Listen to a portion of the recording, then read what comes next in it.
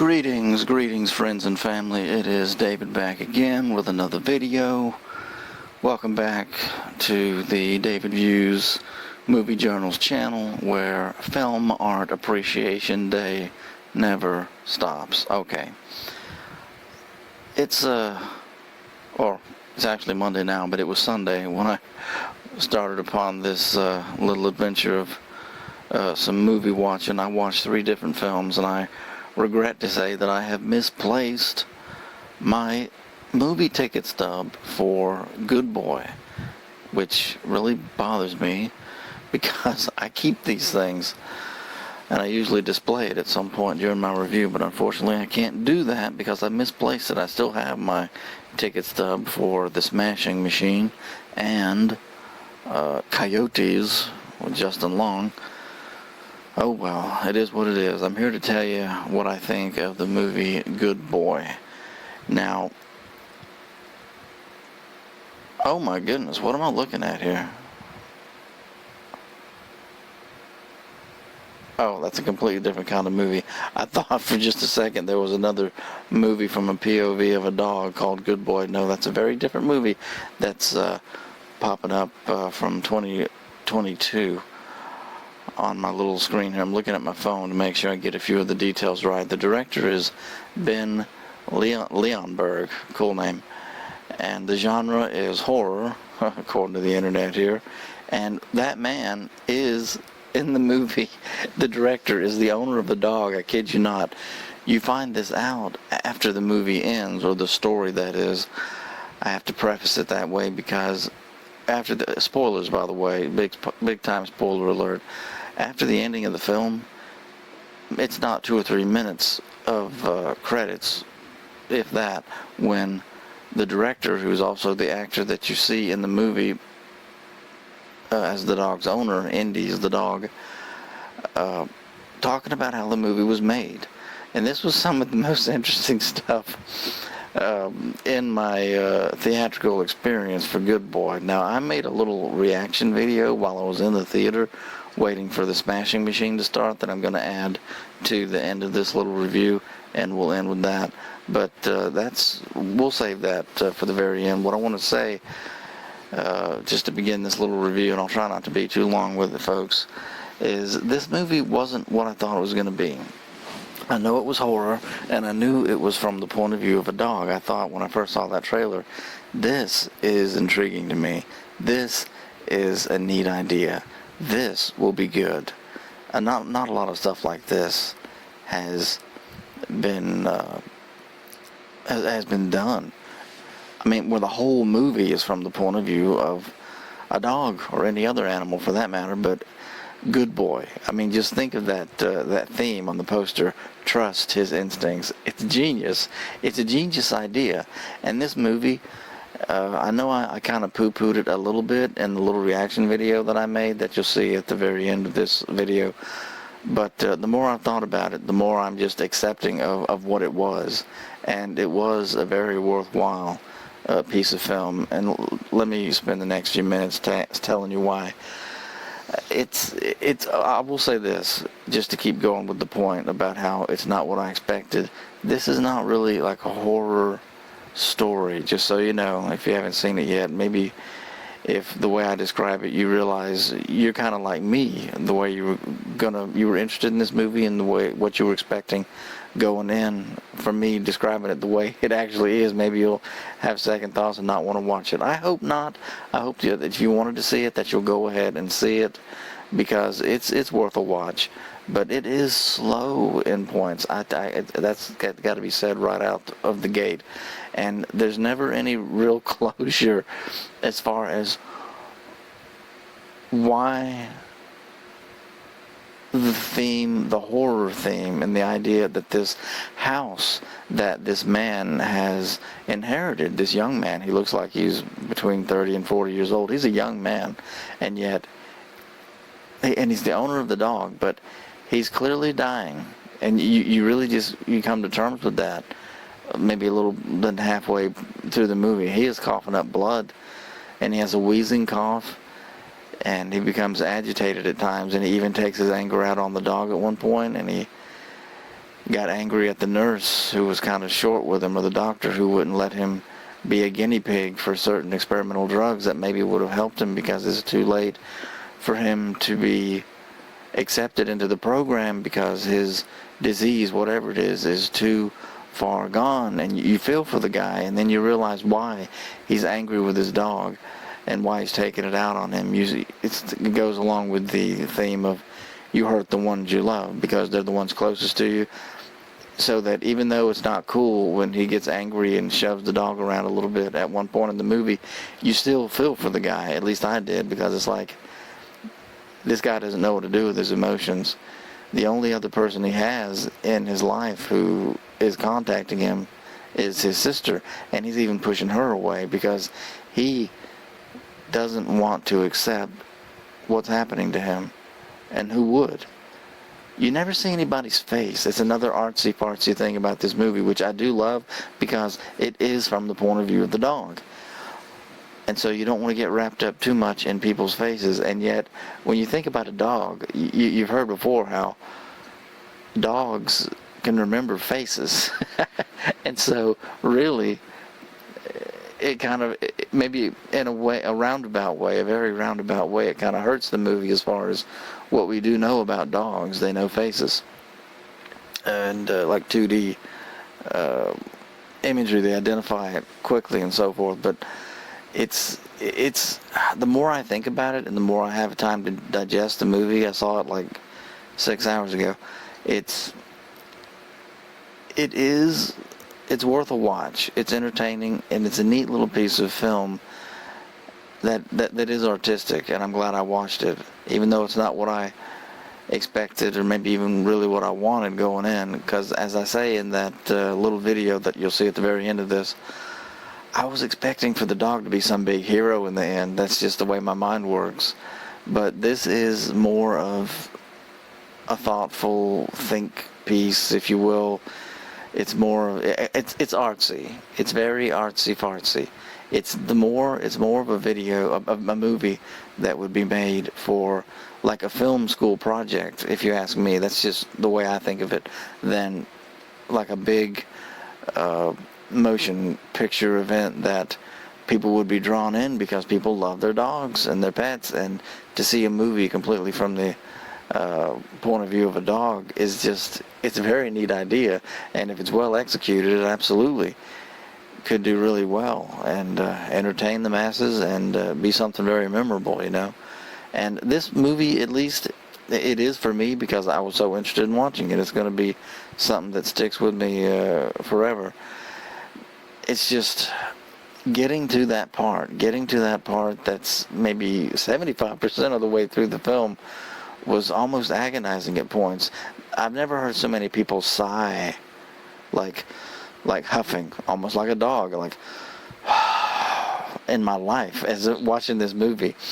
And I don't want to say that's a knock against the movie. I don't want to really say anything to poo-poo it any more than I'm afraid I kind of did in the video that you see at the end here, because my reactions were still fresh, and I was still kind of like jarred a little bit by how abrupt the ending of the movie seemed to me at the time.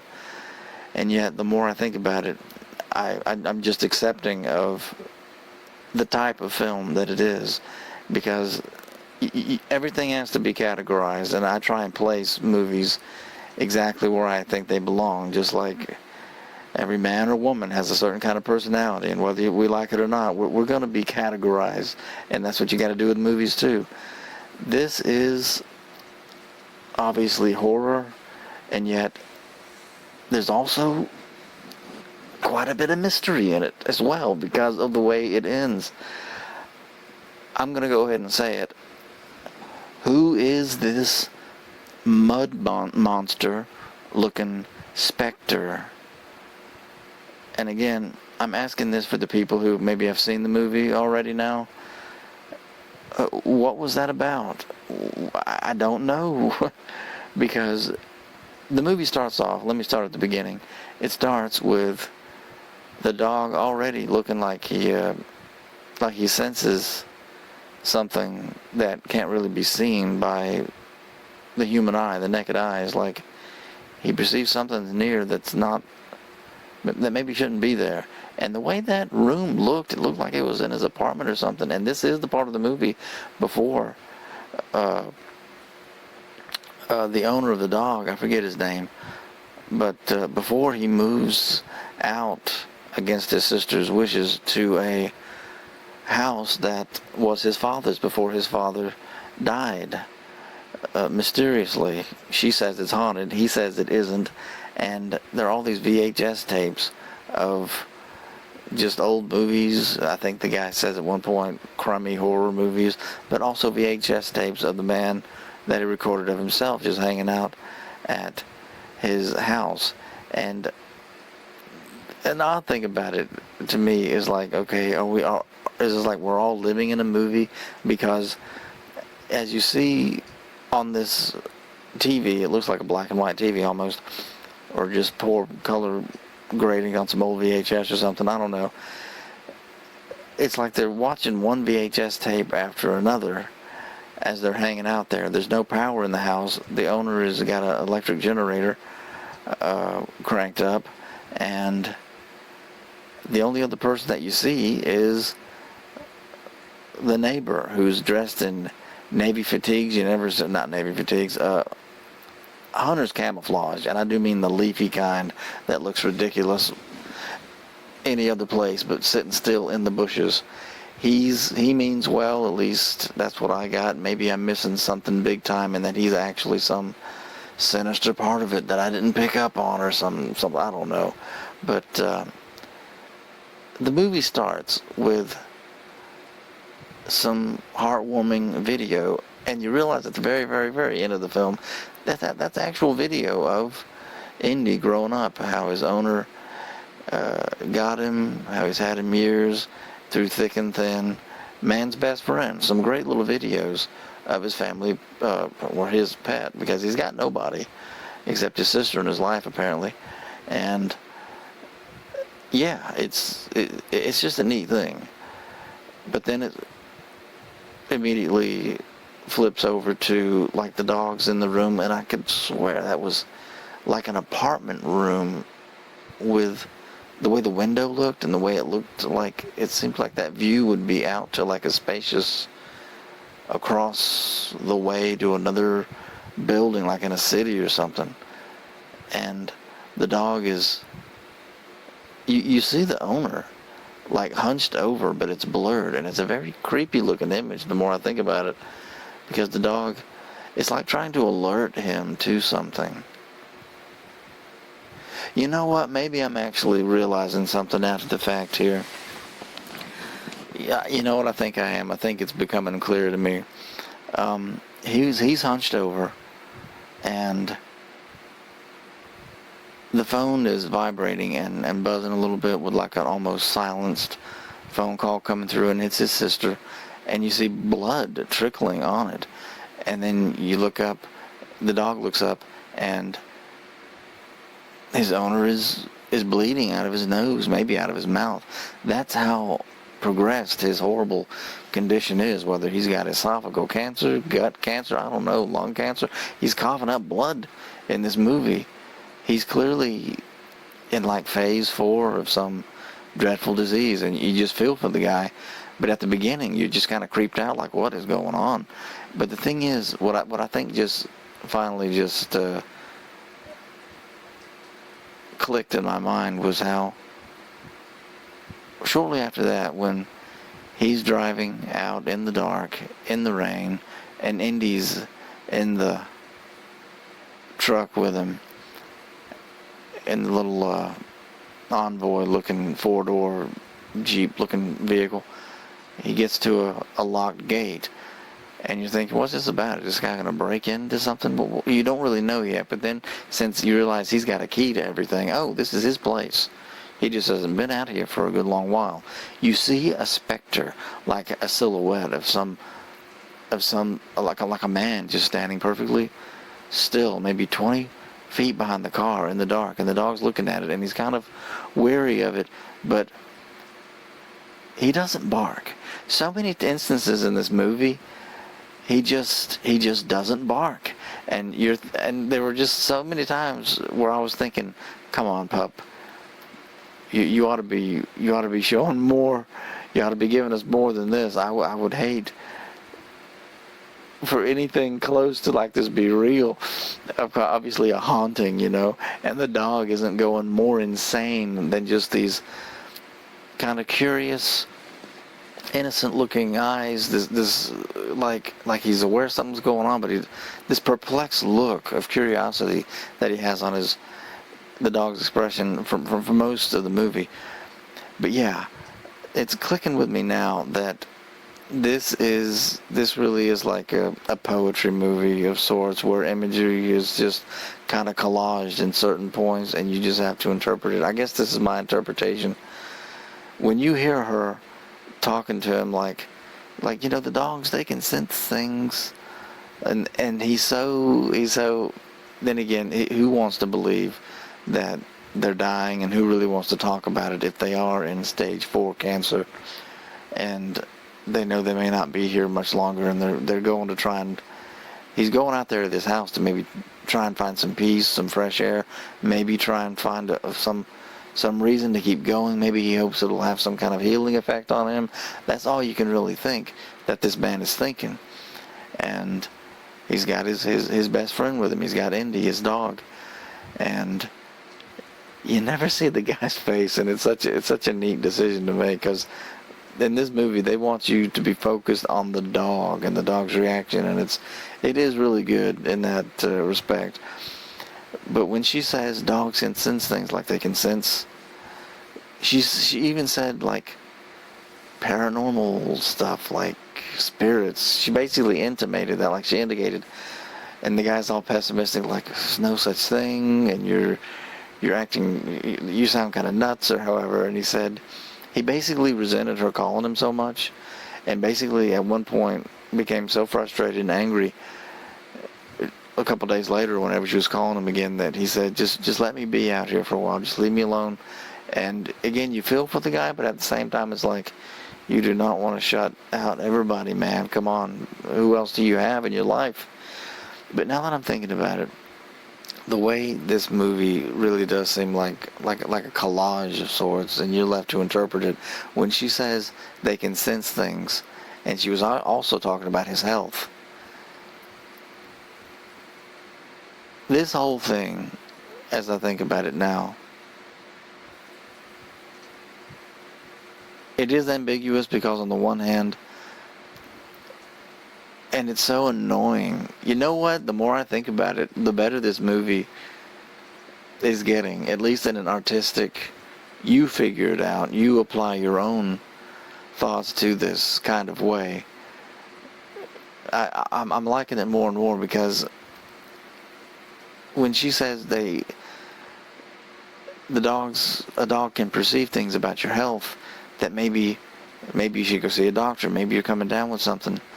At the very beginning, when he was bleeding out of his nose in that kind of creepy looking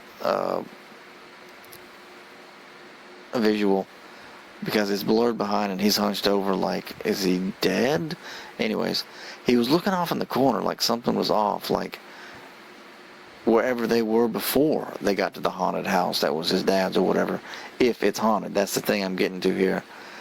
You know what? This movie, this is a good flick. This, again, in a very artistic way, but it's not a lot of rewatchability, but this is a very neat film the more I think about it, because maybe, and again, I'm just spitballing here trying to interpret all this, maybe him in the very beginning, even before they go out to that house, the way you think the dog can sense something isn't right, as in there's something in here with us that shouldn't be in here with us.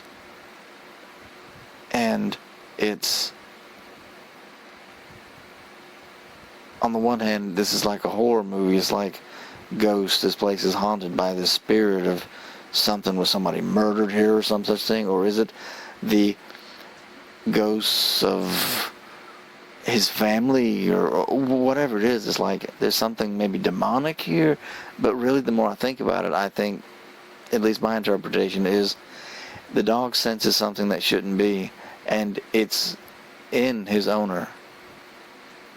because immediately you see the blood trickle on the phone, and then you see out of the corner, not fully, but you see that it's his sister who's coming in, and she rushes over. It's like, why don't you answer your phone? And then she realizes the blood's on there. It's like, oh my goodness. She realizes he's non-responsive, and it's like the dog's having maybe flashbacks to the time his owner was in the hospital and all bandaged up and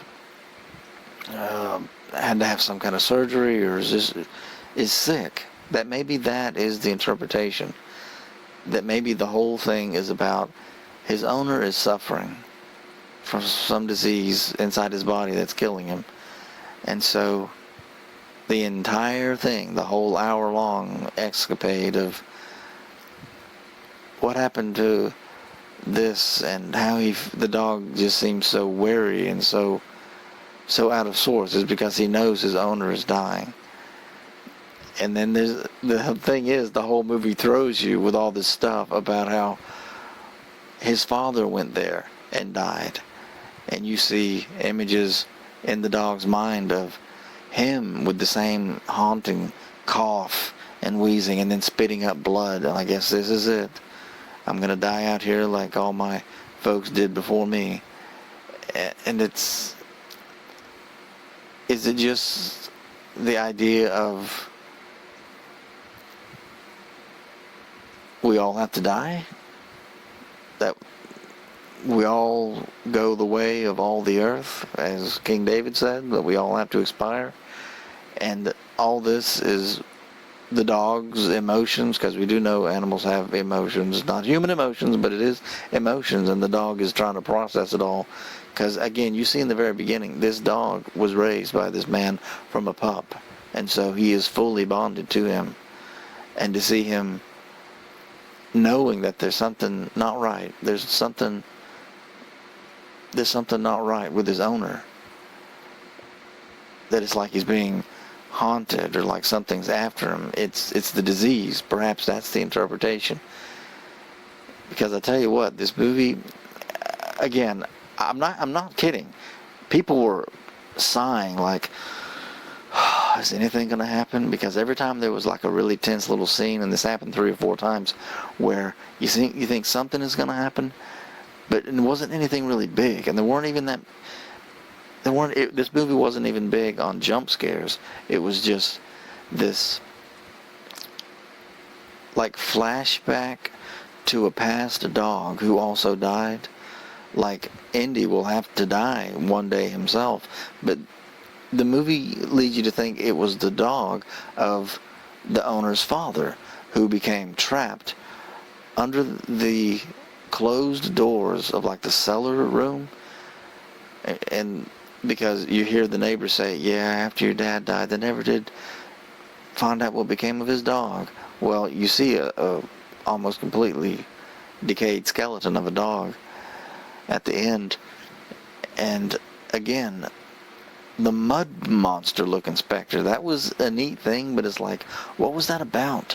And all these creepy scenes where all of a sudden there's something crawling at you really fast, and it makes the hair on the back of your neck stand up. Don't get me wrong, it had me going like 3 or 4 times, but then it just stops, and the dog just kind of wakes up, and not even in an abrupt way. It's you're just left to try and figure it out. Like, what's it all about? Is there an actual haunting here? Or is it more like what I'm thinking because of the abrupt way the movie ends? Because like I said, it's a slow burn, and then at the end you see the dog like being pulled into his own doghouse by the horrible black tar laced arms of the specter that's been barely visible at all in the film. And it's like, well, what is going on here? That was when the music was really getting loud and foreboding. You're like, okay, you know this movie's an hour and 15 minutes long. This is the end. This is the end sequence. What's going to happen? And the owner had seen in his mind that footsteps literally coming for him through the doorway of his room with the creaking under the boards, and then it's his dog, and he hugs his dog, but then it's like, what's going on here? And you're wondering, what does it all mean? And then he sees himself in his bed, like an outer body experience, I guess. And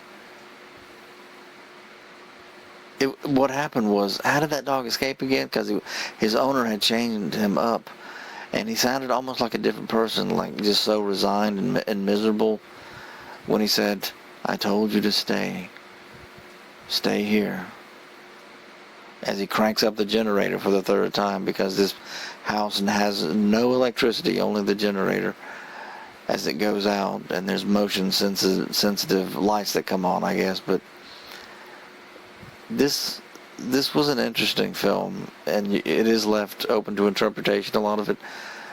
The thing is, it might be one of those movies, as I'm thinking about it now, with a lot of those people who just kind of left the movie theater kind of frustrated, looking like, can't get out of here quick enough, that it might be left open to too open to interpretation. I don't really think so, the more I think about it, at least for me, because the more I think about it, I'm thinking, as you see at the end of the film, with the dog being driven away, you're thinking, oh, well, it's by his sister, who finally arrived there because she insisted on coming to see about her brother, who she knows is horribly ill. And so you're thinking, okay, that's Indy kind of hanging out of the doorway of the car with the wind blowing, and he's enjoying the breeze.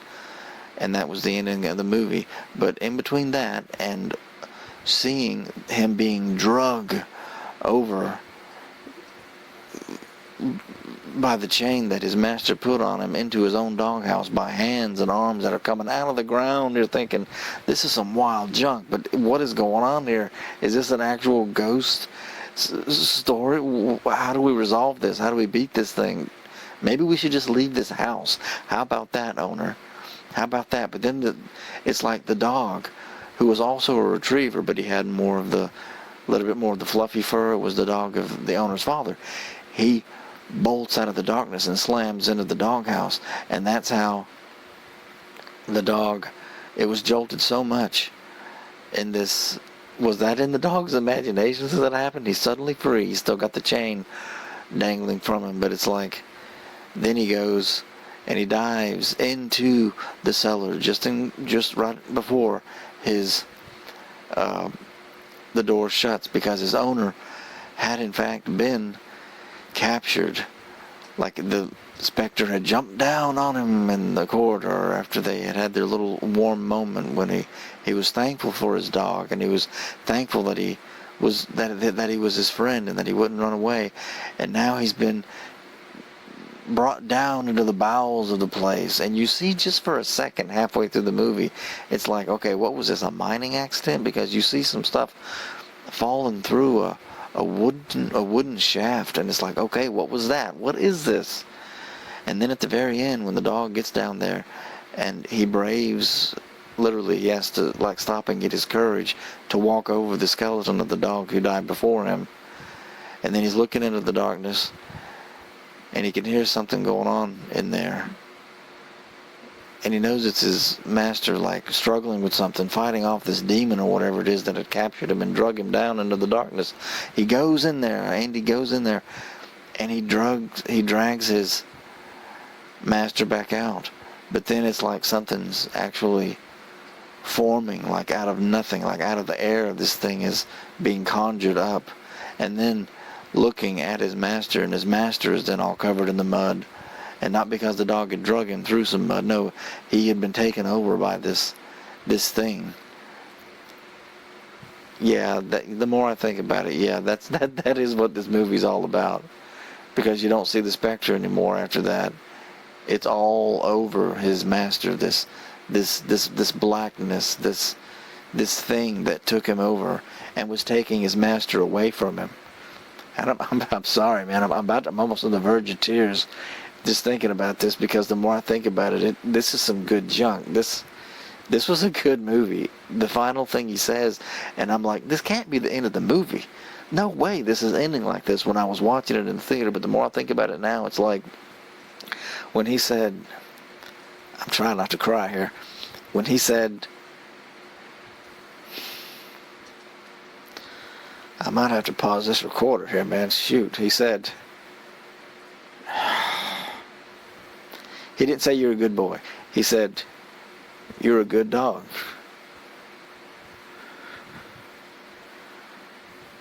But you can't save me. He didn't say it on the verge of crying like I am here. He said, you're a good dog, but you can't save me. You've got to stay here. That's the last thing he says. And then it's like he goes into the darkness.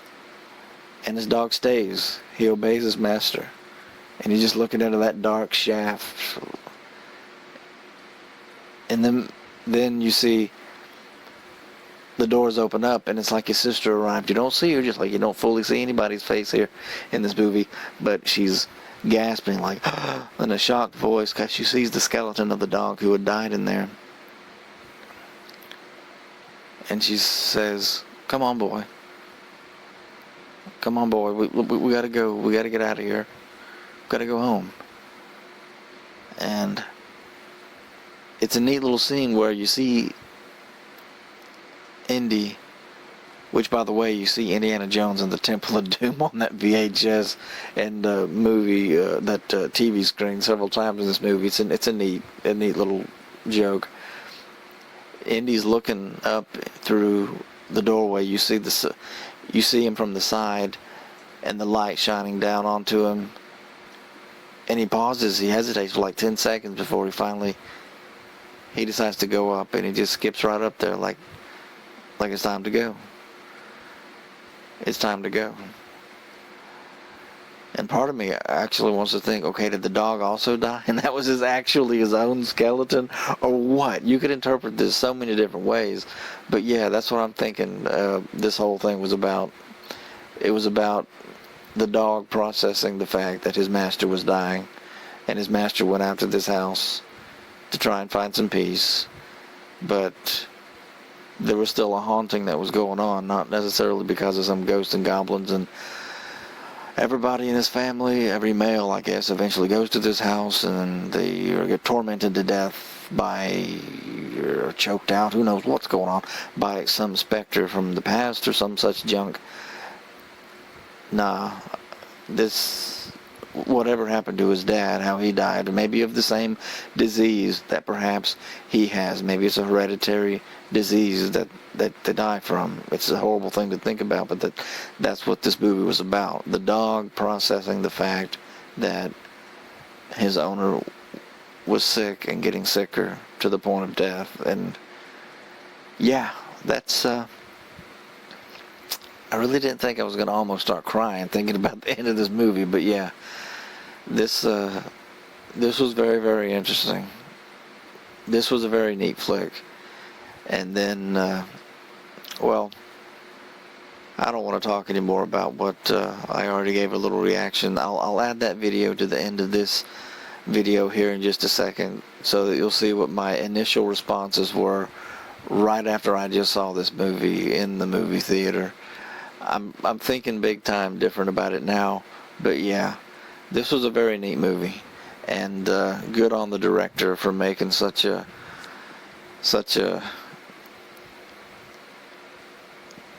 neat film. It is very, very artistic, and my hat goes off to him. Thanks, folks. I'm going to go ahead and attach that video now, and we'll call it a wrap. Thank you so much for listening to me. Till next time.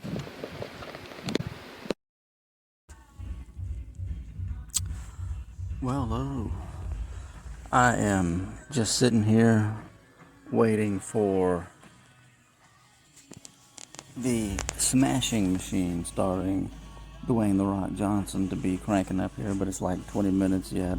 Meantime, I just got out of seeing Good Boy, and this movie was very interesting. It's not what I thought it was going to be, and all I mean by that is it wasn't emotionally satisfying in the end. I kid you not. I'm going to go ahead and say the ending of the film because that's what's still on my mind. I'll say some more later, but for now, I just want to say there were at least half a dozen people, maybe 7, 8 people, who kind of, well, they didn't exactly storm out of the movie theater, but they kind of had that agitated look about them, like, what in the world was this mess? And they were just walking out. But as the credits start to roll, you see the star of the show, Indy, the retriever dog who stars in the movie, hanging out of a window, alive, just enjoying the breeze as the ominous horror music ending, not the really dreadful stuff, but just the ending credits music is going. And then before too long, the director of the film, who actually is the guy who starred in the movie as the dog's owner, whose face you don't really even see until like the ending scenes, and even then very little. It's they keep him shaded the whole time, which is kind of a creative thing to do. But all of a sudden, he starts up talking about how the movie was made and thanking people for watching it and saying, what's interesting about making a movie like this is that it's the audience placing their own emotions on what's going on the screen. And I kid you not, I can hear people in the movie theater who are, especially women, but some guys too, especially women, going, oh, look. There was something about this 2 or 3 minutes of this little addendum, basically, is what I see it as, when you do that to a movie where it's like, okay, you've told a story, but then you go into the making of the movie, not even heavy duty documentary stuff, but just even a few minutes of, this is how we did it, and this is what it was like. And people are cracking up in the movie theater seeing how the dog was, how he behaved when the actual filming of the movie was going on. And it was funny. This was some of the most amusing stuff in the movie, because the movie's only like an hour and 20 minutes long. I kid you not, I was thinking, I wish those people hadn't just kind of walked out of here like, what a stinker that was. If they had stayed behind, they could have seen that 2 or 3 minutes of the director, who comes off as a really nice guy, even though I'm wanting to say to the screen, your ending was not emotionally satisfying, my friend. This was way too ambiguous. We don't know what kind of haunting is going on here, and what became of his father who died. What is the story of the house? No, as you listen to this 2 or 3 minutes of him talking about what it was like filming the movie, and how it's his dog, and that's how they work so well together. The dog is not trained to do film. He didn't receive any special training, and so there's people in the theater going, oh, how about that? It was a neat thing. I have to consider all that as part of the movie. That's how essential that 2 or 3 minutes, that little add-on at the end of the film is, apart from the actual movie, apart from the story. You have to view it as part of the movie. And it's kind of a weird thing, but it was interesting. It was entertaining in the very end, because what a slow burn that was. And did it really ever catch fire? I don't think it did. But just that 2 or 3 minutes, maybe 4 minutes, of him talking about how this is my dog, and he talked about a film technique about the juxtaposition, how you attach your own emotions to what you're seeing on the screen based on like just 2 different things. He said, a century ago, they made an experiment where a man with just a neutral expression, people were shown a picture of a man with just a neutral expression. It kind of looked kind of like a dour expression to me, slightly, not bad, but anyway, they said they showed this thing, and then a picture of some porridge, and most of the people said, oh, well, he's hungry. And then they did it again, and then showed a picture of like a child doll in a coffin or something like that, and they said, oh, well, that man is sad. So he talked about how people attach their own emotions to what they're seeing on screen, and that's how the movie worked with Good Boy. That the dog who's just reacting naturally, people attach what they're thinking about his situation when you add other things like the creepy creaking floorboards or the shadows in the corner or the ominous music and all the rest of it to make a horror flick.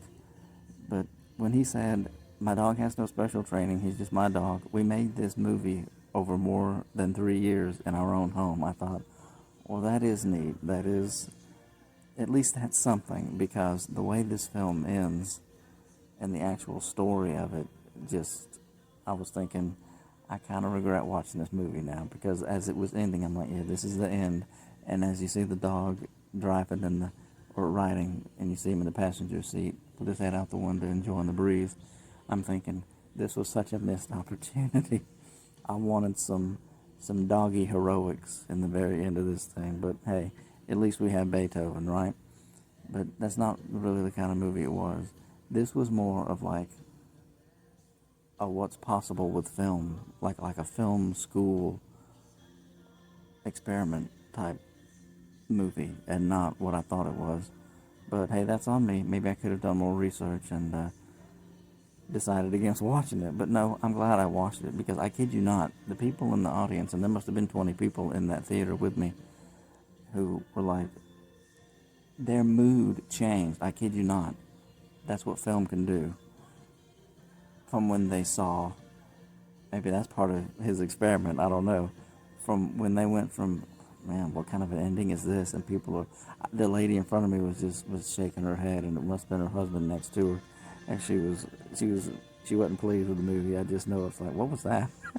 But then, after he gets on screen, as the director revealing himself, he was the guy who you barely see, but he was the actor the whole time, just talking to you for 2 or 3 minutes and saying, hey, this is what filming was like with Indy. And people are cracking up because he's making all these funny noises to try and get his dog to act a certain way or to look a certain way. And it changed people's mood. I kid you not. Basically, everybody around me went from being like, what a stinker of a movie. They were happier as they left. It's like, oh, well, this was neat. This was a neat thing. Whether they think it was worth the price of admission, you'd have to ask them personally, but it was a neat flick. But I still think there's an opportunity to tell a real barn burner from the point of view of a dog. If they're able to do that with a movie, then yeah, absolutely, we can make Doom from the POV of a dog, sure. Anyway, that's all I really want to say for now, I guess. I just wanted to say that because it was a neat thing. People's reactions to the movie, I can't get over it. Anyway, more later whenever I get home to talk more about this.